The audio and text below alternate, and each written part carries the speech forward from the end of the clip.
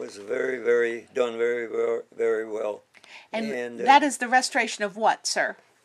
What are you restoring? I'm restoring the old chapel. The Monroe Chapel? Yes. Okay. And tell me the story about the Monroe Chapel. What are you interested in what I told you previously? Sure.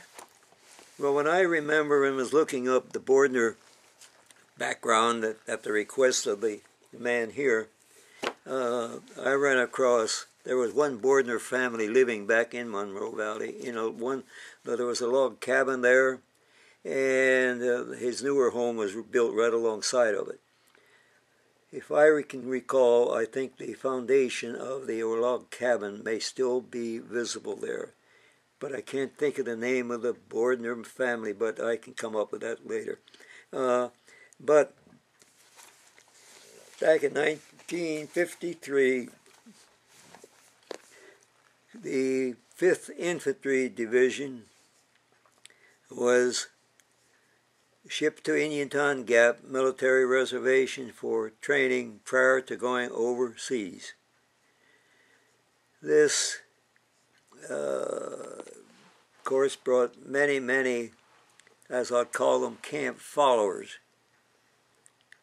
I won't describe the camp followers, but the camp followers came in looking for a place to set up their so-called business.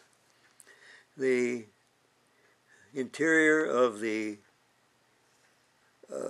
chapel had already started to deteriorate. Windows were broken out, etc. Things were stolen, steeple maybe stolen from the roof.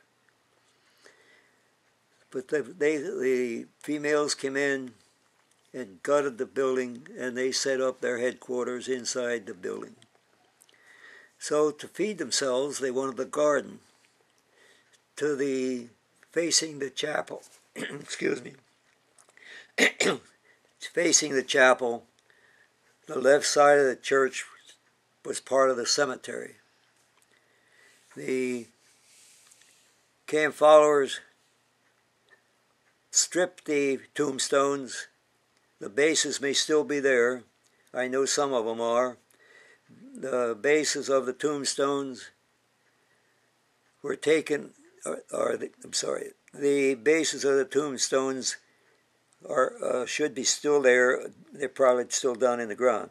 But the tombstones themselves were taken. I shouldn't use a pronoun word for them. The tombstones were taken to Camp Strasse or Lake Strasse and dumped into the dam breast where there had been a dam break during one of the flooded periods. And of course they took where the tombstone had been, they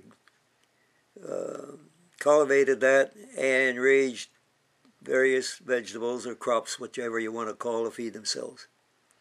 I often said maybe I shouldn't be saying this, but I hope every one of them choked to death.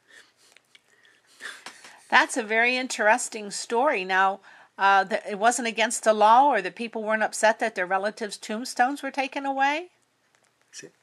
Was there any upheaval over the removal of the tombstones? Well, they used to talk about it. I know. I wish I could think of. Well,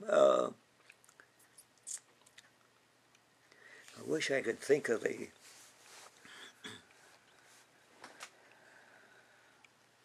I can't. That's okay.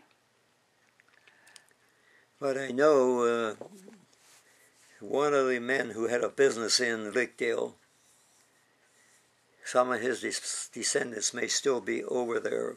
Quite a few changes in Lickdale I have seen. But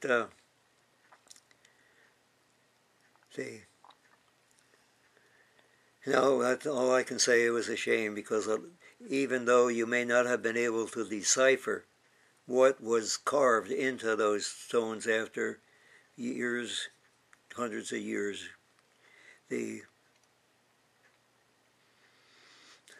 don't think they would have been legible. Pretty disrespectful of the dead, isn't it? Disrespectful of the dead. Definitely, definitely. Yeah. Definitely. Well, again, thank you for letting me tape you. Okay.